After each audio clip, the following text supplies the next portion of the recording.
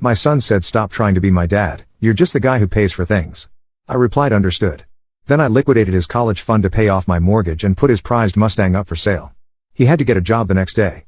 I, 45 male, am not the kind of guy who posts his life online. I'm a pretty private person, but what happened has pushed me to a point of clarity. And I guess I need to articulate it somewhere, if only to prove to myself that I'm not losing my mind. I married my wife, Julia, 43, a decade ago. She had a son, Billy, 17, from a previous relationship. His biological father has been completely out of the picture since Billy was a toddler. No calls, no cards, no child support, just gone. I stepped in when Billy was 7. I've paid for everything: private school tuition, braces, summer camps, vacations. I taught him how to ride a bike and how to drive. For his 16th birthday, I bought him his dream car, a classic 1968 Ford Mustang. It wasn't new, and I spent the better part of a year and about $20,000 of my own money restoring it in our garage. It was our project. Or so I thought. The college fund is another thing. It's not some ancestral trust fund. It's a standard brokerage account I opened the year I married Julia, solely in my name. I've been diligently putting away a few hundred from every paycheck for 10 years. It's my money from my salary. It currently sits at a little over $85,000. The plan was for him to go to a good out-of-state university, graduate debt-free, and have a great start in life. The last year has been tough. Billy has become more distant, more sullen, standard teenager stuff. I told myself. But it was laced with something else, a kind of dismissive arrogance. He talked to his friends about the Mustang like he'd earned it. He talked about his college plans like they were a birthright. Last Thursday was the breaking point. His report card came in. He's failing 2 classes, not because he's struggling, but because he's just not showing up or turning in assignments. I tried to talk to him about it in his room. "Billy, we need to talk about these grades. This isn't going to cut it for the universities you've been looking at." He didn't even look up from his phone. "Whatever, it'll be fine." "It won't be fine. Your teachers are saying you're skipping classes. What's going on?" He finally looked at me, his eyes full of disdain. "Why do you even care? It's not like you're my real dad." The words stun, but I've heard variations of them before. I felt the familiar heat rise in my chest, the urge to lecture, but I pushed it down. "I care because I love you and I want you to have a good future." And then he said it, the words that changed everything. He stood up, towering over me, even though he's still a kid. "No, you don't. You love playing the hero. Let's be honest. Stop trying to be my dad, you're just the guy who pays for things." I looked at him. Really looked at him, and I saw a stranger. The heat in my chest vanished, replaced by an icy calm. There was no flicker of doubt, no hint of a joke, just cold hard dismissal.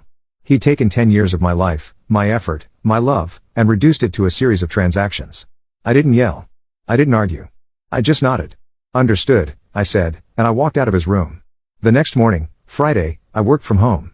At 9:05 a.m., I called my financial advisor and instructed him to liquidate the entire college fund account.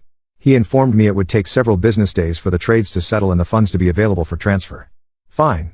At 10:30 a.m., I requested a formal mortgage payoff statement from my bank. My remaining balance is $76,450. The math works out nicely. At lunchtime, I took high-quality photos of the Mustang. The title is solely in my name, a detail I insisted on at the time for insurance purposes, much to Julia's annoyance. I wrote a detailed honest ad listing all the work I'd put into it and posted it on several classic car forums and marketplaces for $25,000. A fair price. Julia and Billy have no idea yet. They just think I'm giving Billy the silent treatment. But I'm not angry. I'm not emotional. I'm just an ATM, and I'm closing my account. He wanted me to be the guy who pays for things. Fine. I've paid my dues. I'm done. Thank you all for the support and the warnings. You were right about the storm. The last 2 weeks have been a masterclass in denial and entitlement. The reveal happened that first Saturday. Billy came into the living room jingling the car keys. "Hey, I'm taking the car. Need some gas money?" he said, not looking at me. "I'm afraid that's not possible," I said calmly. "Why not?" "Because it's for sale. I've already got a potential buyer lined up to see it." The silence was heavy. Julia looked up from her laptop. Billy just stared. "What?" he finally stammered. "It's my car. Billy, I'm selling it." Julia stood up. "Brian, what is this? You're going to sell his car to punish him?" "It's not his car, Julia. And this isn't a punishment. Update, it's a financial decision," I said. "Speaking of which, the funds from the investment account I set up for college are being liquidated. I'm using them to pay off the mortgage." The screaming started then, mostly from Julia. How could I be so cruel? He's just a kid. He didn't mean it. Billy went from rage to pleading.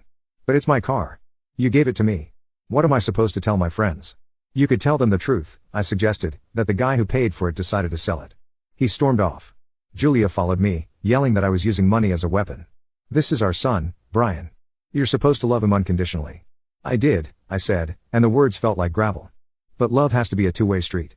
Right now, this feels like a toll road where I'm the only one paying. For the first week, they thought I was bluffing.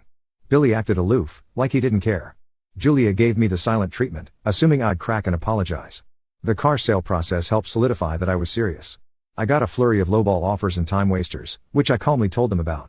Just got an offer for $15. Declined. Guy wanted to trade it for a jet ski. No, thanks. Then a serious buyer, a guy named Bruce, contacted me. He wanted a professional third-party inspection. That took a few days to arrange. Billy watched from the window as the inspector went over the car with a clipboard. The look on his face wasn't anger anymore. It was fear. After a clean inspection, Bruce made a solid offer of $23,500. He needed a few days to arrange the funds. We signed a purchase agreement. It was all very real, very procedural.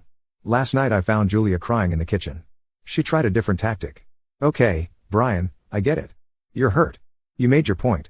It's not too late. Call the guy back. We can fix this. Billy will apologize. Just tell me you'll stop this. The purchase agreement is signed, Julia. The funds from the investment account finished clearing yesterday. The wire transferred to the mortgage company goes through tomorrow. I wasn't trying to be cruel. I was just stating facts. But to them, facts feel like cruelty. There was a moment, looking at an old photo of me and a much younger Billy on a fishing trip, where I felt a deep pang of regret. A voice in my head whispered, "Is this worth it?" But then I remembered the coldness in his eyes, the disdain in his voice. "You're just the guy who pays for things." The resolve hardened again. He asked for this. He just didn't expect the transaction to be finalized. The last month has been a slow-motion demolition. The emotional pressure campaign has failed. So now the dirty tricks have begun.